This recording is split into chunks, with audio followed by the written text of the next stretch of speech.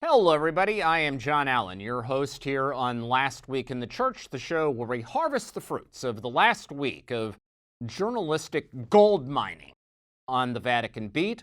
Here's what we've got for you. We begin with angling for interviews. Pope Francis gave another major media interview this past week in which he channeled his inner Sharon Angle, looking to answer only those questions he actually wanted to answer. We'll explain why this interview came replete with a great candidate for the most obvious unasked follow-up question of 2023. Second, to invert the Beatles classic, we've got You Say Hello, I Say Dubai. The Pope confirms that he's going to Dubai for the COP28 Climate Change Summit, December 1st through the 3rd. We'll explain why this is a kind of high-stakes enterprise on the part of the Pope and what he hopes to achieve. Third, we've got engaging Iran. So, the war between Israel and Hamas and the Gaza Strip is grinding on. In the middle of all of that, we're going to unpack why relations between the Vatican and the Islamic Republic of Iran is not only one of the more interesting bits of subtext, but potentially also one of the more consequential. And then finally this week, we've got church and state. So there is no place on the planet where the relationships between church and state are more complex and often more comical than they are here in Italy. I am going to tick off 4 brief vignettes that explain why relations between throne and altar here in Il Bel Paese, they may be silly, they may be ridiculous, but they are never dull. All that and more is waiting for you on this episode of Last Week in the Church. So I beg you on bended knee, do not go anywhere. This is stuff you are going to want to know. This is our official Last Week in the Church infomercial, because I come to you with a special offer for all of those would-be Catholic eggheads out there. That is, if you're the kind of person who likes sounding smart, who likes creating the impression that you know things other people don't, that certainly describes me. If that describes you, you're going to want to know about this. Now, I've already spoken about this new app, this new online resource called Magisterium AI. Basically, what it allows you to do is to type in a question like, what does it mean that the Pope is infallible? Or what does the Catholic Church teach about the environment? Or, whatever. And it will give you a short, smart, easily digestible answer based on more than 5,000 official magisterial texts. But recently, these guys have created a new feature on the app. It's called the Scholarly Mode, which draws not just on official texts, but also the best and brightest of Catholic thinkers and theologians over the centuries, from Augustine and Aquinas to more contemporary figures, and will also give you a very quick answer about what those folks have had to say about what the Church teaches on various issues. Now, I promise you that if you try this once, you are going to wonder how in God's name you ever lived without it. It's brought to you by our friends at Longbeard. They are the digital marketing and design company that provide the IT backbone for Crux. They provide the same service for a slew of other Catholic organizations and outfits. They're brilliant, and they are creative, and they are tremendous. And I'm kind of out of adjectives at this point, which is saying something because I traffic in adjectives. But I am telling you, these people are the absolute level best. So check it out. This is Magisterium AI, their new scholarly mode. You're going to dig it. Magisterium.com. That is magisterium.com. It comes with my personal guarantee.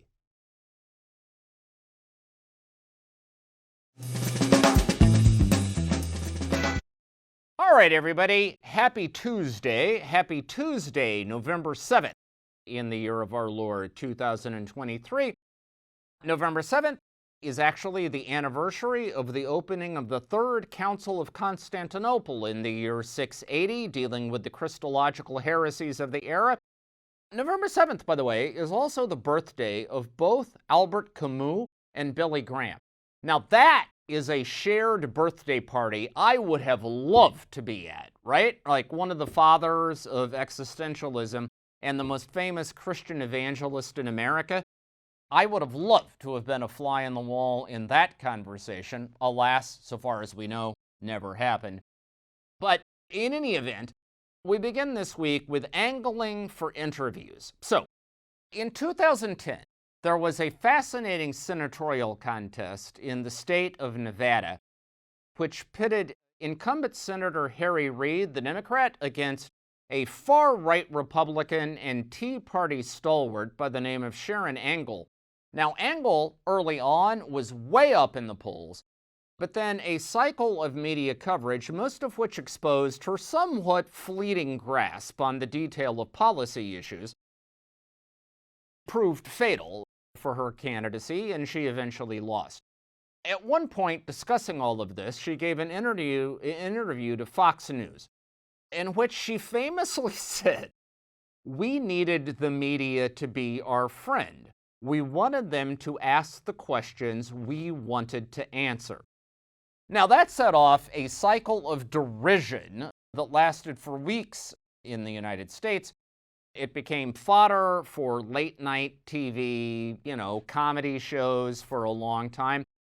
It even memorably ended up being a scene in the HBO series The Newsroom, in which fictional news anchor Will McAvoy, played by Jeff Daniels, who in the narrative universe of the show was a lawyer and former prosecutor, quoted Sharon Angle saying that she wanted only the questions she wanted to answer, and then McAvoy said, "Don't laugh, I felt exactly the same way about the bar exam."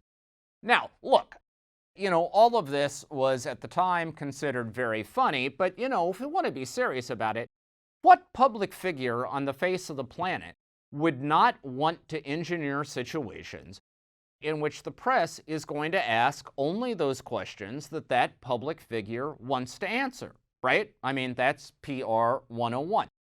And if you want an example of the public figure on the planet today who has raised the Sharon Angle strategy to a fine art, it unquestionably has to be Pope Francis.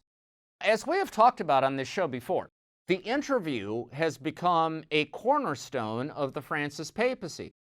Now, I've tried to figure out how many media interviews Francis has given since his election. The truth of it is, nobody actually knows. The conventional estimate is about, 250 or so. Now, if you consider that Pope Francis has been Pope at this point for about 730 weeks, what that means is that he's given one media interview basically every 3 weeks of his papacy. This is like, we used to say of John Paul II that he had beatified and canonized more people, not only than any previous pope, but than all previous popes combined. You now have to say the same thing about Pope Francis in interviews. He has given more than all previous popes combined. And the most recent example came this past week. Pope Francis sat down for a primetime interview with RAI, that is the national broadcaster in Italy, so it's like the BBC of Italy.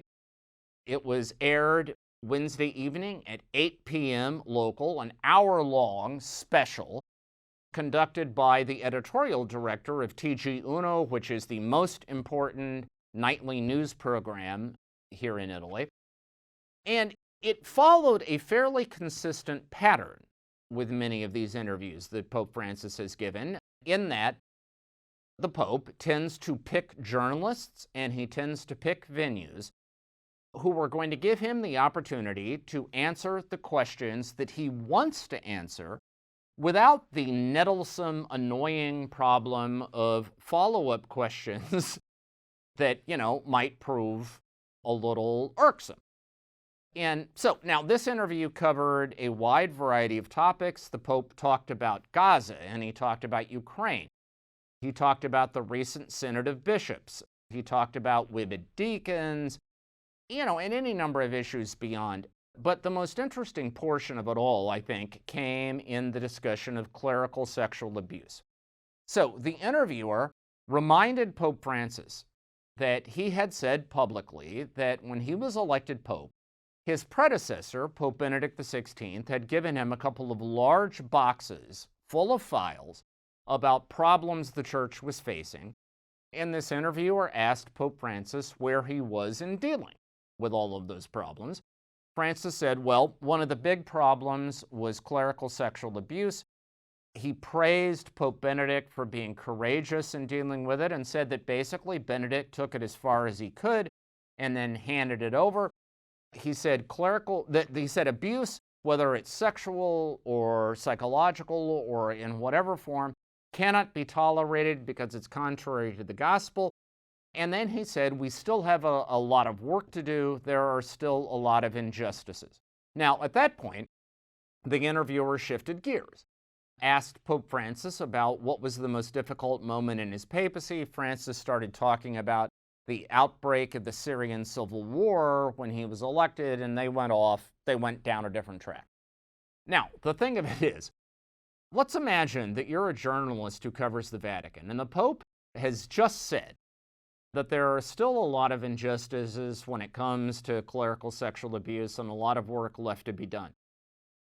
What is the obvious low-hanging fruit there in terms of the follow-up question? Well, I would submit it should have been, well, Holy Father, given what you just said, how do you explain your about-face on the question of Father Marko Rupnik, this famous, Slovenian artist, priest who's been accused of sexual abuse by about 25 adult women, mostly nuns, stretching over a 30-year period? How do you explain the fact that initially you declined to lift the statute of limitations in order for him to be prosecuted, but then you decided to do it, apparently in reaction to public pressure? Do you have regrets? How do you make sense of, what you've done on this case? Because it is unquestionably the most infamous, most talked about, most celebrated clerical sexual abuse case of the moment. It would be fascinating to know what Pope Francis would have to say about why he waited so long to lift the statute of limitations and what he hopes will happen now. It would be fascinating to know how he explains the fact that just over a month ago, he gave an audience to one of Rupnik's premier defenders, a woman who is a collaborator of Rupnik and a key ally who has called the charges against him a lynching. How does he explain the fact that his own Diocese of Rome recently gave Rupnik's center here in Rome, the Centro Aletti, a clean bill of health, saying there's no problem, and raised questions about the procedure behind the fact that Rupnik was briefly excommunicated in 2020 for absolving an accomplice of sexual crime in the confessional, and the fact that very recently Rupnik was welcomed back with open arms into a diocese in his native country of Slovenia after he'd been kicked out from the Jesuits. I would love to know what the Pope would have to say about all of that. Unfortunately, the journalist in this interview didn't ask. Now, why is it that in all these Pope interviews, these kinds of obvious follow-ups just don't get asked? Well, I think part of it is Pope is not a politician. He's not a CEO. He's a religious or spiritual leader. There's a kind of natural deference that attaches to that. Part of it is these interviews know that the Pope is doing them a huge favor, right? He's handing them a ratings bonanza. And nobody wants to put him in an embarrassing position on the back of that. I think part of it, too, is that most interviewers see Pope Francis as a moral hero, one of the leading champions of the underdog on the global stage, and they just don't want to cut him off at the knees, right? They don't want to be perceived as pandering to his critics.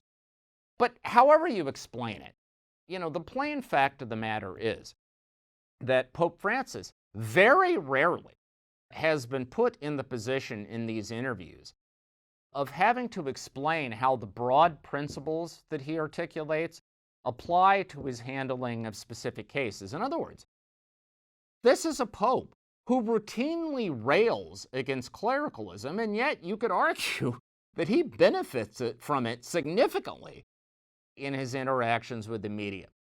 Look, I think you have to give Francis tremendous credit for opening himself up to these kinds of exchanges. Sooner or later, the novelty of these Pope interviews is going to wear off, and some of the harder questions are going to be asked. In the meantime, all we can do is sort of think about, well, what might have been. All right, second up this week, Scooby-Doo Dubai.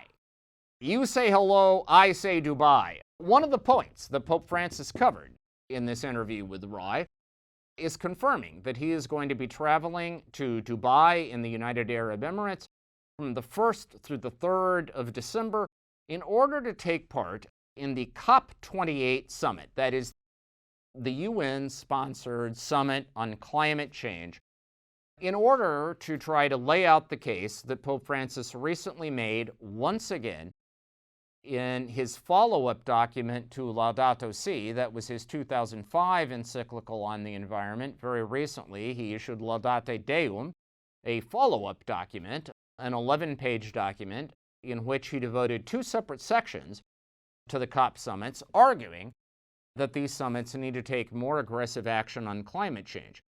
This will be the first time a pope has taken part in one of these COP climate change summits. The Pope flirted with the idea of doing so in 2021 during the COP26 summit in Glasgow. He had sent signals he intended to attend. The Scottish bishops had even announced plans for that trip. In the end, he backed out. That was in part because, of course, earlier, that summit was in November 2021. In June of that year, the Pope had had surgery to remove like half of his colon. And listen, as somebody who recently had an esophageal surgery, I can tell you that 4 months after you have a surgery like that, you are not necessarily really up for a major international trip. But part of it, too, was there was a concern that Glasgow was going to be a flop, and frankly, the Vatican didn't want the Pope's fingerprints to be all over a failure. We will see what happens this time in Dubai. We should say that the Pope has a track record in the United Arab Emirates. In 2019, he went to Abu Dhabi, where he signed this now famous document on human fraternity with the Grand Imam of the Al-Azhar University and Mosque in Cairo. So it's a platform that he has used on multiple occasions to try to address issues of broad international interest. There is some concern that this summit might also end in failure. Let's remember, it is being presided over by Sultan Ahmad al-Jabbar of Abu Dhabi, the United Arab Emirates.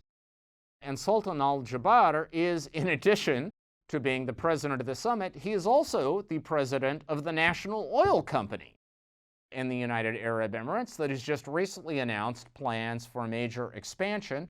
Some critics are asking, can an oil industry executive really preside over a meeting in which significant limits on fossil fuel consumption are going to be adopted?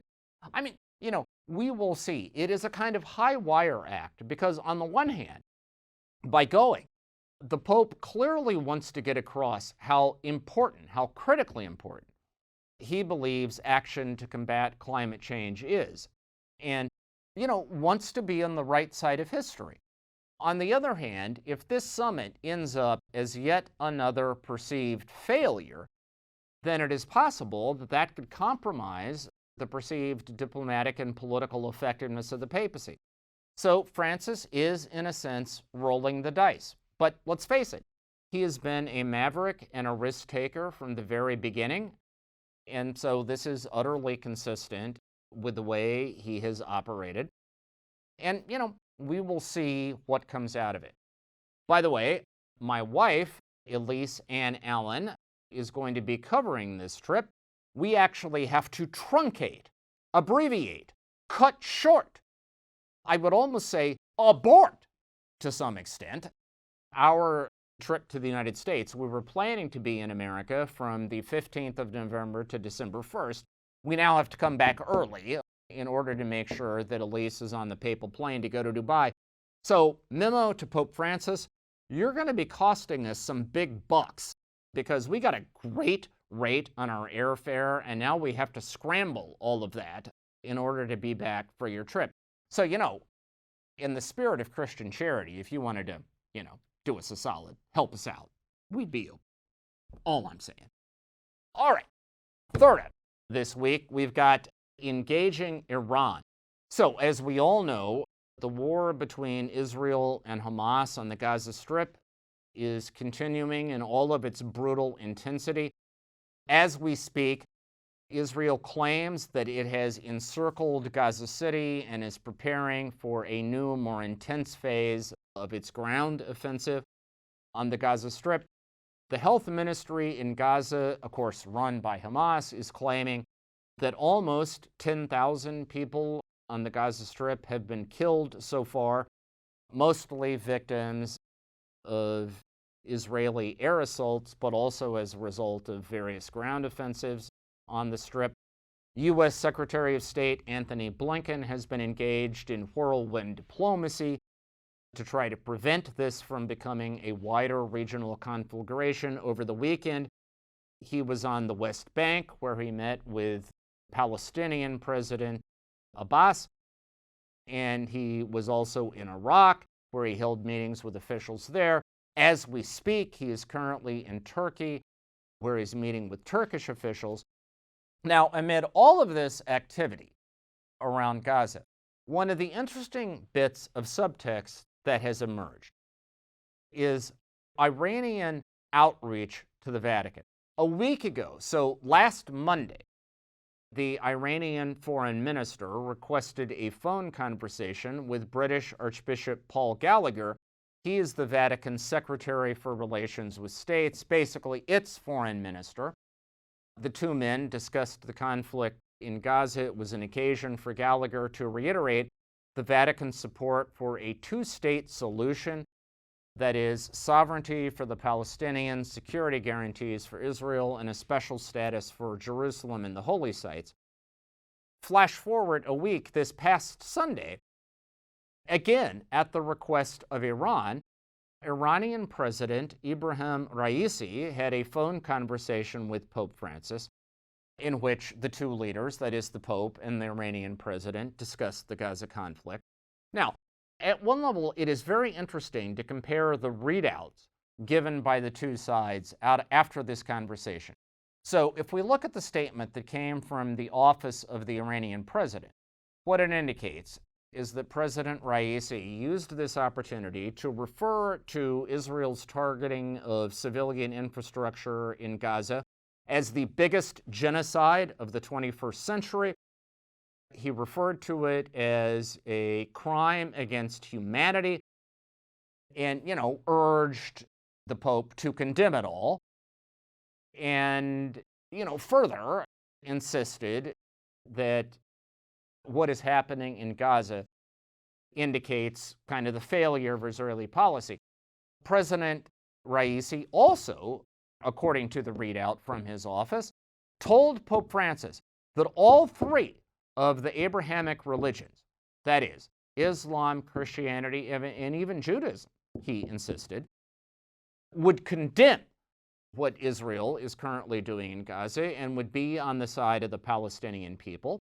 He also, according to the readout, used the opportunity to say that a recent attack on a Greek Orthodox parish on the Gaza Strip, the oldest Christian church on the Strip, St. Polophoros, illustrates how it's not just Palestinian Muslims, but also Palestinian Christians who are being brutalized by Israel's military operations. Now, if you look at the Vatican readout, absolutely none of that was in it. What the Vatican said simply was that the Pope and the Iranian president had discussed the situation. The Pope repeated his calls for a ceasefire and for humanitarian aid in Gaza, and then it quoted at length from the Angelus address that Pope Francis had given earlier last Sunday, in which, in the name of God, he once again issued his appeal for a ceasefire. So clearly the two sides had slightly different reconstructions of the content of this call. But here's what I think is really interesting. There is no question that Iran is a key player in what is going on in the Gaza Strip, in part because Iran may well be the difference between whether this remains a localized conflict between Israel and Hamas, mostly on the Gaza Strip, or whether it becomes a broader regional conflict. We know that Iranian-linked militias have already launched attacks against U.S. targets in Syria and Iraq. There is concern that this is going to widen out and escalate. Blinken, when he was in the West Bank and Iraq over the weekend, told Iran not to do it. Thing of it is, Iran and the United States don't have any direct diplomatic contacts. They have not had diplomatic relations since the hostage crisis in 1980. The truth of it is, in terms of institutions that historically are part of the West, the only one that really has solid diplomatic conversations with Iran is the Vatican. They've had diplomatic relations since 1954. And here's another point I would remind you of. President Raisi in Iran, he's not just a head of state. He is an Islamic cleric and a jurist. He claims the title of Ayatollah, although some people have disputed that, but there's no question. He is a clergyman within Shia Islam, and he's their equivalent of a canon lawyer, right? He's a specialist in Islamic law. So that when he and the leadership structure in Iran engage policy issues, they don't do it just from a strictly political point of view. They're also bringing a theological framework. Now, here's the thing. When other Western leaders might try to engage Iran, like, Rishi Sunak in the UK, Emmanuel Macron in France, they are not talking theology with the Iranians, in part because they would be completely out of their depth. They would have no idea what they're talking about, but also because concepts of church-state separation in Western societies just mean that elected heads of state or heads of government can't do that, okay? But the point of it is, you're never going to have a meaningful conversation with the Iranians that doesn't involve theology, because Iran is a theocracy.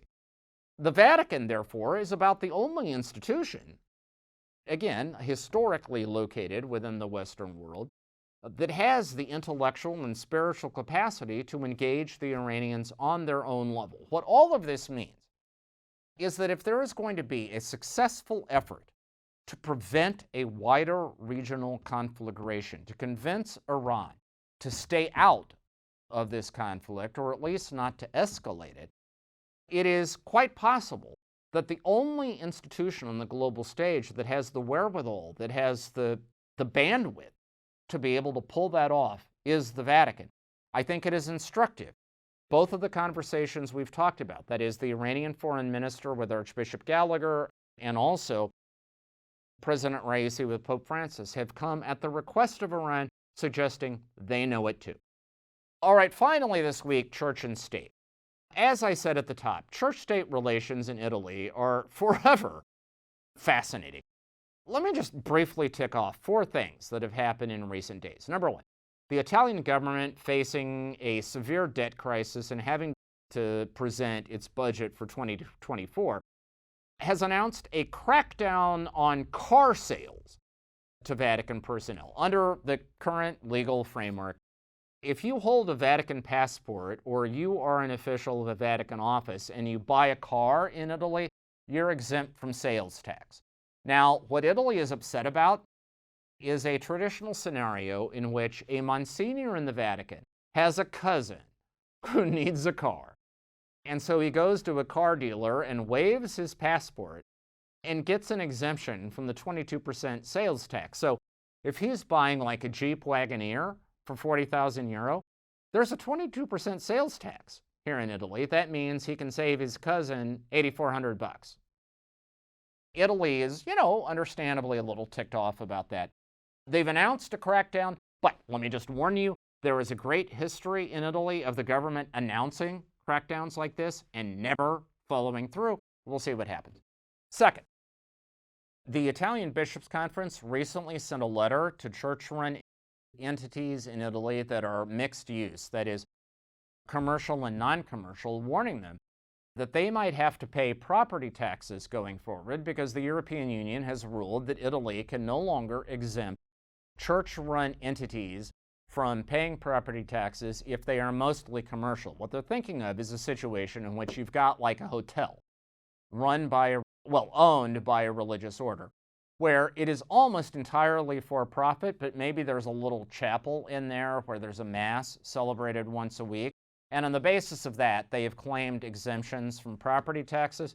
The estimate is that if Italy actually enforces these past due tax obligations, the church might have to fork up somewhere between 3.5 and 11 billion euro. We'll see. All right. Third, there is a parish near Turin that has been fined 100,000 euro for using a radio frequency to broadcast their mass for shut-ins that allegedly belongs to the Italian military. They've appealed. We'll see if they actually have to pay. And finally, this past weekend, a Tunisian migrant who was using a plug-in in one of the metal detectors in St. Peter's Square to try to recharge his cell phone was arrested by Italian police under a provision of the 1929 Lateran Pact that says that while St. Peter's Square is technically Vatican sovereign territory, Italian police can enforce Italian law in that area. Look, bottom line here is, like, church and state is a complicated business anywhere, but in the Pope's own backyard, the most Catholic country on earth, culturally and historically, the thorny issues you get into just never end. All right, you can find full coverage of all of these stories on the Crux site. That is cruxnow.com. Again, cruxnow.com. Do be watching our site for full coverage of the Pope's upcoming trip to Dubai. In the meantime, we will be back here next week. Same bat time, same bat channel. In the meantime, have a safe and blessed week. We will talk to you again very soon.